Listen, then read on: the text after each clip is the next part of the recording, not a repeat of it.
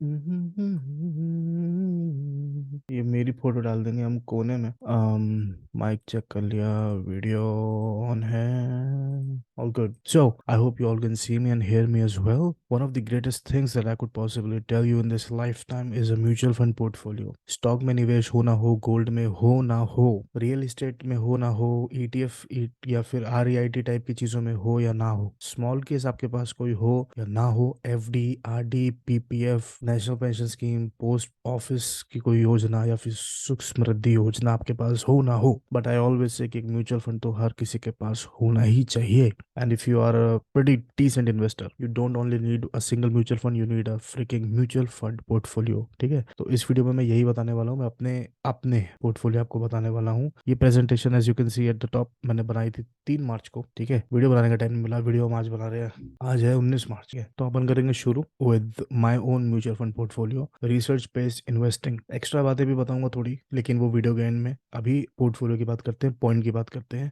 Big concepts. Let's discuss one of the big concepts first. The individual investor should act consistently, बहुत important word है, as an investor, बहुत बड़ा word है, and not as a speculator, even a bigger word, Ben Graham ने कहा था। तो individual investor यानी आपके और मेरे जैसे जो रिटेल इन्वेस्टर्स हैं, छोटे इन्वेस्टर्स हैं, हमें कंसिस्टेंटली एक इन्वेस्टर की तरह बिहेव करना चाहिए, स्पेकुलेटर की तरह नहीं। मार्केट नीचे जाएगा, क्रेडिट स्विस बैंक डूब रहा है, एसवीबी सिलिकॉन वैली बैंक जो भी खत्म हो रहा है ऑलमोस्ट, या फिर सिल्वर गेट हो गया, और पता नहीं कितने बैंक है जो डूब सकते हैं या डूबने वाले हैं या डूब चुके हैं, और अलग अलग दूसरे बैंक्स हैं, वॉरेन बफेट जी हैं जो शायद इनको सपोर्ट करें या ना करें, फेड की इंटरेस्ट हाइक, इन्फ्लेशन, किसी चीज से कोई मतलब नहीं है। मार्केट नीचे जा रहे हैं ना, निफ्टी सेंसेक्स ने पिछले 1 साल में कोई रिटर्न दिया नहीं है ना, आईटी के वैल्यूएशन थोड़े ठीक होते दिख रहे हैं ना, मेटल ने रिसेंटली मार खा ली ना, बस जहां आपको वैल्यू दिखती है कूद जाओ। Don't act as a speculator की और नीचे चला जाएगा, खत्म हो जाएगा, मंदी आ जाएगी। हर चैनल, जी बिजनेस हो, सीएनबीसी आवाज हो, यूट्यूबर्स के चैनल हो, टेलीग्राम ग्रुप्स हो, कुछ भी हो, सब यही बोल रहे हैं कि 2008 की मंदी से कंपेयर कर रहे हैं बेसिकली इन चीजों को, लेमन ब्रदर क्राइसिस से। It's not that bad at all, और ऐसा कुछ नहीं होने वाला है। अगले आने वाले कुछ महीनों में, इसी साल सारी रिकवरी हो जाएगी, अच्छे रिटर्न बन जाएंगे। Stay invested, fingers crossed, don't look for the needle in the haystack, just buy the हेस्टैक।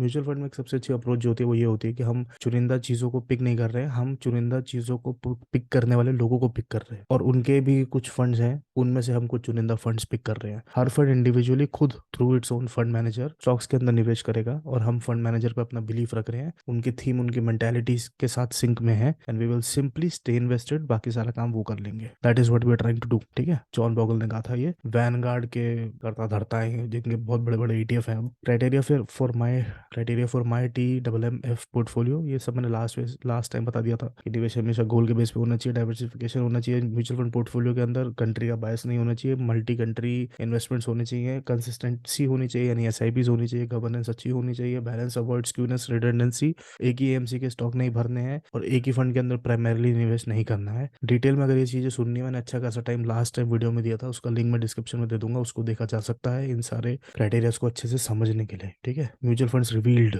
सबसे पहला जो मेरे पास है स्मॉल कैप। ठीक है, स्मॉल कैप फंड मेरे पास है एडिलवेस का। ठीक है, एडिलवेस स्मॉल कैप मेरे पास लास्ट टाइम भी था, मैं लास्ट टाइम से कंपेयर करूंगा अपने करंट पोर्टफोलियो को, जो मैंने ऐड किया है माइनस किया है वो भी बताऊंगा, और कुछ मिसलेनियस चीजें भी बताऊंगा। तो एडिलवेस का स्मॉल कैप मैं कंटिन्यू कर रहा हूँ। Then I have a mid cap में मेरे पास है कोटक इमर्जिंग इक्विटी। इसके बारे में जानना चाहते हो तो अभी आई थिंक एक लिंक डाल दूंगा नीचे, 26-25 मिनट का एक वीडियो कल ही इनके फंड मैनेजर का इसी फंड को लेके सीएनबीसी आवाज पे आया है, तो उसको देखा जा सकता है। एंड मुझे सही लगा फंड मैनेजर का जो उनका विजन था, so I am in sync with this. मैं वैसे भी कंटिन्यू कर रहा था इसको, क्योंकि पीपीटी तो 3 मार्च की बनी हुई है, इंटरव्यू 18 को आया। पर एक फ्लेक्सी कैप कंटिन्यू, थीमेटिक भी मेरे पास है, आईसीसी प्रूडेंशियल का technology, I am continuing it. ELSS में मेरे पास है मेरे asset tax saver, financial year खत्म होने वाला है, गोइंग फॉरवर्ड रिजाइम चेंज करता हूँ कि नहीं, और इसमें डिसकंटिन्यू इन्वेस्टमेंट करूंगा कि नहीं पता नहीं, बट इसको मैं वैसे भी म्यूचुअल फंड पोर्टफोलियो का पार्ट ऐसे एक्सक्लूसिव मतलब ऑल इन ऑल गिनता नहीं हूँ, बिकॉज ये एडहॉक बेसिस पे आदमी इसमें इन्वेस्ट करता है। ठीक है, अगर न्यू रिजाइम पे आपने शिफ्ट कर लिया, ईएलएसएस वहाँ पे नहीं है, you will not invest in this, simple. Then there is a liquid fund that I have added this time officially, which is Aditya Birla sun life का लिक्विड फंड। थोड़ा फीडबैक की बात करते हैं, मेरे पास एडिलवेस का स्मॉल कैप जो कि ईटी मनी की रैंकिंग में अभी नंबर 4 है। ठीक है, 1400 करोड़ का फंड हो गया, लास्ट टाइम जब वीडियो बनाई थी तो 1000-1200 की रेंज में था। फंड अभी भी अच्छा कर रहा है, आई am still invested. Low AUM size का मैंने फंड साइज चूज किया था नया कोई, एंड कन्विक्शन अभी भी बना हुआ है, आई एम स्टिल कंटिन्यूइंग इट। ठीक है, next is Kotak emerging equity. अभी मैं बेसिकली ईटी मनी की रैंकिंग दिखा रहा हूँ आपको, फंड साइज दिखा रहा हूँ, रिटर्न्स दिखा रहा हूँ, वीआरओ रेटिंग दिखा, ये ईटी मनी से लिए गए स्क्रीनशॉट्स हैं। Kotak emerging equity fund last time जब वीडियो बनाई थी I think 10th 9th number पे था, अब 7th पे आ चुका है। फंड साइज बढ़ चुका है, 23,000 करोड़ का हो चुका है। पर एनएम 21% का return, V R rating is 4। Fund is doing good, I am continuing it. Parag पर फ्लेक्सी कैप आई थिंक मे भी ऊपर आया है।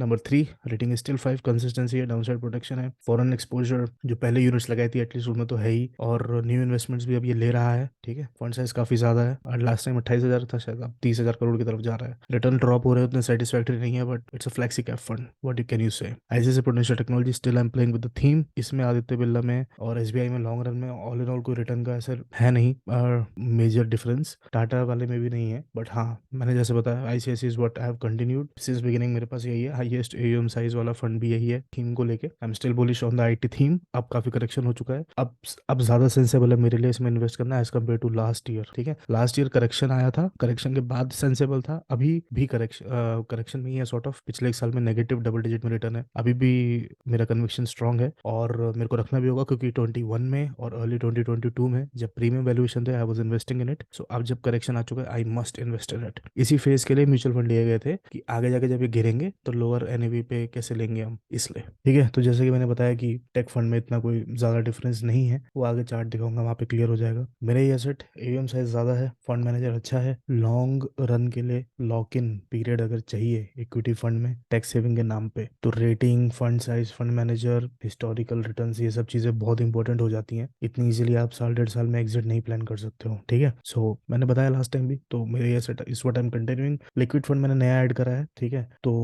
एयूएम साइज देखना पड़ता है, एएमसी अच्छी होनी चाहिए, A1+ क्रेडिट क्वालिटी की आइटम ज्यादा हो तो बेटर है, A1+ क्रेडिट। और क्या देख सकते हो, क्रेडिट मैच्योरिटी देख सकते हो, क्रेडिट क्वालिटी देख सकते हो, ठीक है। ये सारी चीजें देखने के बाद, एयूएम साइज देखने के बाद, रेटिंग देखने के बाद I have started ABSL liquid fund, ठीक है। Next is fund comparison, index और कैटेगरी एवरेज। जैसे मैंने बताया लास्ट टाइम भी कि हर म्यूचुअल फंड जिस कैटेगरी के अंदर है उस कैटेगरी को बीट करना चाहिए, उस कैटेगरी के एवरेज को, और जिस इंडेक्स को ट्रैक करता है उस इंडेक्स से भी ज्यादा रिटर्न देना चाहिए। तो clearly you can see Edelweiss small small cap, Nippon India और कैनरा रोबेको को आउट परफॉर्म कर रहा है, ठीक है। 5 साल का चार्ट है ये। जब कैटेगरी से कंपेयर कर रहा हूँ तो 3 साल का कंपेरिजन कर रहा हूँ, और जब अमंग स्टॉक्स कंपेयर कर, अमंग फंड्स कंपेयर कर रहा हूँ, पीयर्स के साथ कंपेरिजन कर रहा हूँ, तो 5 साल का कर रहा हूँ। कंसिस्टेंसी बहुत मैटर करती है यहाँ पे। निपॉन इंडिया इस साल का one of the top performing small cap fund. Canara Robeco मैंने लास्ट वीडियो में भी बताया था, मेरा one of the all time favourite small cap fund. उन दोनों से अच्छा एडेलवेस फिलहाल कर रहा है, आगे देखते हैं, ठीक है। छोटे यूएम का नया फंड है, तो कंसिस्टेंसी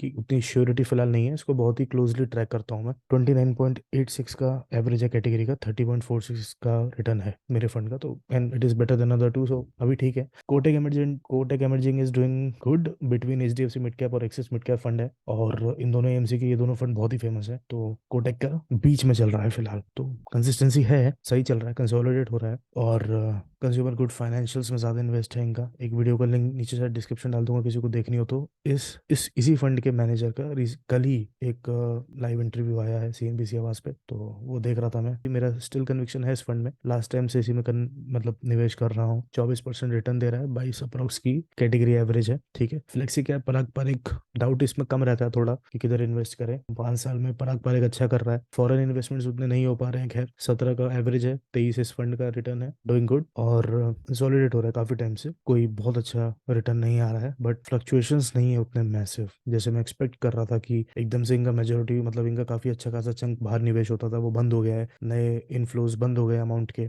नई नई एसआईपीज नहीं हो पा रही थी, but बहुत अच्छे से मैनेज हो गया फंड एक्चुअली। थीमेटिक, जैसे मैंने बताया, इसमें ऑलरेडी आदित्य बिरला से बेटर रिटर्न दिए टाटा और आईसीआईसी ने मिला के पिछली बार, और उसमें से भी हल्का सा 1% आधा परसेंट आईसीआईसी आगे ही रहता है। तो आई एम कंटिन्यूइंग इट, 29% का एवरेज है, 33 के आसपास रिटर्न दे रहे हैं, भयंकर। ईएलएसएस मेरे एसेट जो है, एक्सिस लॉन्ग टर्म, जो कि बहुत ही रेप्यूटेड फंड रहा है, और आदित्य बिरला टैक्स रिलीफ जो उससे भी पहले बहुत ही अच्छा फंड कंसिडर होता था। ईएलएसएस में मैं वो फंड पकड़ रहा हूँ जो बहुत ही रेप्यूटेड है, ठीक है। तो मेरे इन दोनों से अच्छा परफॉर्म कर रहा है काफी अच्छे टाइम से। इनफैक्ट लॉन्ग टर्म इक्विटी तो नीचे की तरफ जा रहा है, आदित्य बिरला जो है कंसोलिडेट हो रहा है, बट उससे अच्छा परफॉर्मेंस, दोनों से अच्छा परफॉर्मेंस मेरे का कंसिस्टेंटली है, ठीक है। कोविड के बाद तो सॉर्ट ऑफ क्लियर ही हो गया था कि मेरे ही अच्छा कर रहा है, अब उस बात को भी 3 साल हो गए ऑलमोस्ट, लेकिन उससे पहले थोड़ा एक्सेस बेटर रहता था। कैटेगरी एवरेज 18 है, ये फंड 20 कर रहा है, ठीक है। लिक्विड फंड तीनों ऑलमोस्ट बराबर है, तो नया फंड है, तो उसमें मैंने बताया मैंने क्या क्या चीजें देखी, credit quality, maturity, AUM size, AMC वगैरह वगैरह, बट ठीक है, यहाँ पे रिटर्न इतना कोई मैटर भी नहीं करता। 4, 5, 6 की रेंज में आ गया ठीक है। यहाँ ज्यादा, यहाँ रिटर्न का गोल नहीं है, कैपिटल प्रिजर्व करने का गोल है, दैट्स इट। तो पीपीटी यहाँ पे मेरी सारी खत्म होती है। दोबारा मैं एक बार फंड बता दूं आपको, small cap, mid cap, flexi cap, thematic, ELSS tax saver के लिए होता है, लिक्विड जो है इमरजेंसी फंड को पार करने के लिए मैंने इस बार इंट्रोड्यूस किया है। एक चीज़ जो मैंने हटाई है वो है फैंग इंडेक्स। फैंग इंडेक्स का म्यूचुअल फंड लमसम इन्वेस्ट करता था, लेकिन वही बाहर निवेश करने की कैपेसिटी खत्म हो गई है, तो क्या किया जाए, तो वो निवेश ले नहीं रहा है, तो मैंने ईटीएफ परचेस करना स्टार्ट कर दिया है फैंग का। इन फ्यूचर जब वो फंड मेरा प्रॉफिटेबल हो जाएगा, मैं उसमें से रिडीम मार दूंगा सारी यूनिट्स, और डिपेंडिंग ऑन की फैंग उस समय कैसा परफॉर्म कर रहा है, मैं ईटीएफ में उस हिसाब से इन्वेस्ट कर लूंगा। तो वो सब प्लान्ड है। अगर फैंग नीचे होगा तो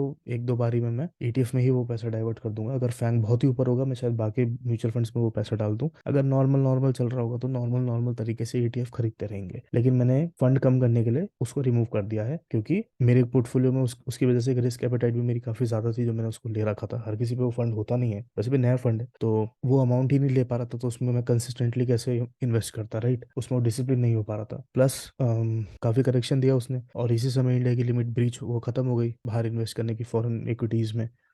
तो वो मोमेंटम में राइड नहीं कर पा रहा था कि नीचे गिरते हुए मैं इन्वेस्ट करूँ और ऊपर आते हुए मैं इन्वेस्ट करूँ। तो जब वो नीचे गिर गया, मैं ईटीएफ में कूद गया, मैं ईटीएफ में इन्वेस्ट कर रहा हूँ, ठीक है। तो उसको हटा दिया तो थोड़ी स्टेबिलिटी बढ़ गई पोर्टफोलियो की, राइट। तो स्टेबिलिटी के लिए मैंने जो एसबीआई फोकस फंड इन्वेस्ट कर रखा था वो मैंने हटा दिया। तो दो फंड मैंने हटा दिए हैं, और एबीएसएल का लिक्विड फंड डाल दिया मैंने, और एलएसएस मेरे पे था ही। मेन मेरे पे चार इक्विटी फंड है, small cap, mid cap, flexi cap और थीमेटिक, ठीक है। इमरजेंसी फंड मैंने ऐड के लिए ही मैंने लिक्विड ऐड करा है, बट एक चीज़ ध्यान रहे कि इमरजेंसी फंड को 100% लिक्विड फंड में नहीं रखते हैं, ठीक है। कभी तुम एकदम से नीड हो गई तो तुम स्टॉक मार्केट के खुलने का या फिर रिडेम्पशन ऑर्डर के प्रोसेस होने का वेट नहीं करोगे ना।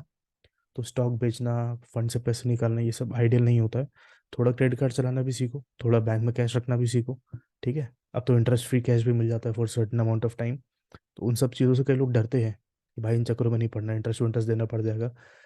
कई केसेस में कुछ नहीं देना पड़ता है, लेकिन थोड़ा उसको समझो, सीखो, उससे डरो मत, तभी काम होगा, ठीक है। एक चीज़ और जो मैं इस बार आपको दिखाना चाहूँगा वो ये है कि ये कैटेगरीज हैं, ये फंड है, ये इन्वेस्टमेंट अमाउंट है, और दो बार एसआईपी करोगे अगर, तो हर एसआईपी में इतना इन्वेस्ट होगा, और इतना परसेंट हर पोर्टफोलियो में मैं निवेश कर रहा हूँ। ये एक सैम्पल अमाउंट है, ठीक है। अगर मैं आपको दिखाऊं कि, तो लेट्स से किसी की सैलरी है 10 लाख, ठीक है। अब उसको कट कटा के 9 लाख मिलती है। 40-50 हज़ार मान लो वेरिएबल पे है, थोड़ा हेल्थ इंश्योरेंस चला गया, ठीक है, 9 लाख उसकी बन गई। पर मंथ की दी मनी 75। अब मान लो इसमें भी कुछ ईपीएफ कट रहा है, कुछ कट रहा है, जो भी है मुझे नहीं पता, खैर हाँ, पर 75 मान लेते हैं अभी। इसमें से अगर वो 30% अपनी कोई इन्वेस्ट करना चाहता है सैलरी, तो 22,500 वो निवेश कर सकता है। उसमें से भी 60% म्यूचुअल फंड और लेट्स से 40 स्टॉक्स में करना चाहते हो, तो आपका ऐसा भी अमाउंट है 13,500, 14 कर देते हैं। तो मेरी एलोकेशन अगर कोई फॉलो करेगा तो ये इन्वेस्टमेंट अमाउंट है, ये पर मंथ के एसआईपीज हैं, ठीक है। मान लो ये 1 तारीख को चली गई, फिर यही 15 तारीख को चलेगी, तो टोटल इतना इन्वेस्ट हो जाएगा इस फंड में, इस कैटेगरी के, इतनी परसेंट एलोकेशन आपकी इसमें रहेगी। तो क्या हिसाब लगाया मैंने, 50% नीड्स पे स्पेंड करो, 20% वॉन्ट्स पे खर्च करो, 30% इन्वेस्ट करो, 30% में से 40 to 60% म्यूचुअल फंड में इन्वेस्ट कर किया जा सकता है, और 60% अगर म्यूचुअल फंड में इन्वेस्ट करोगे, तकरीबन मान लो मेरे ही पोर्टफोलियो को फॉलो कर ले, फॉर एग्जांपल, मैं करने को नहीं कह रहा हूँ, तो 5 फंड है, ये मेरी एलोकेशन परसेंटेज है जो मैंने बहुत सोच के कैलकुलेट करी है, और उस हिसाब से ये अमाउंट बैठेगा, ठीक है। अब फॉर एग्जांपल कोई 20,000 पर मंथ इन्वेस्ट करना चाहता है, तो ये बैठेगा। तो इसमें से वैल्यूएशन चेंज करनी अगर कोई करना चाहे, और ये अमाउंट चेंज करना चाह करा जा सकता है अगर कोई करना चाहे। तो ये है मेरा अपना म्यूचुअल फंड पोर्टफोलियो एलोकेशन, नाम, कैटेगरी सब बता दिया। अमाउंट में कितना इन्वेस्ट करता हूँ वो नहीं बताऊंगा, ठीक है। और ये फंड्स हैं जिसमें मैं इन्वेस्ट कर रहा हूँ। So just that's pretty much it. Bank डूब रहे हैं, फेड की इंटरेस्ट रेट्स क्या है, वॉरेन बफे कौन से बैंक को बचाएंगे, बाइडन ने बफे को क्या बोला है, और एसवीबी खत्म हो गया, सिल्वर गेट खत्म हो गया, क्रेडिट स्विस खत्म हो गया, अब पता नहीं वेल फार्गो चला जाए, गोल्डमैन सैक चला जाए, कुछ नहीं पता, ठीक है। आईटी सेक्टर अभी भी लोगों को महंगा लग रहा है। Credit stoppage ratio, sorry, SIP stoppage ratio इस समय पिछले कई महीनों में मैक्सिमम है। मतलब लोग अपनी एसआईपी कंटिन्यू या बढ़ाने के बजाय बंद कर रहे हैं, राइट। तो people are following the trend, people are into the stupidity, लेकिन आई कैन अश्योर यू इसी साल ये सारी प्रॉब्लम खत्म हो जाएंगी, ठीक है। और दिवाली में अगली बार शायद मैं जब पूरा ट्रेडिंग के स्टॉक्स बता रहा हूँ, तो मैं इस बात को तब शायद रेफर करना चाहूँ कि कितना रिटर्न किसने क्या दे दिया है, ठीक है, तो वो रिपोर्ट कार्ड जो मैं बताता हूँ उसकी बात कर रहा हूँ, उसको तब दिखा देंगे। अभी चिल मारो, म्यूचुअल फंड में इन्वेस्ट करो, बहुत अच्छा टाइम है। ये मेरे फंड्स है, स्टडी करना चाहो स्टडी करो, फॉलो करना चाहते हो तुम्हारी मर्जी, नए फंड लेना चाहते हो तुम्हारी मर्जी, but it is a very good time to invest. So make sure you have a demat account, make sure you have a good broker, make sure you are investing. भले ही 500 रुपये करो, 5,000 करो, लेकिन करो।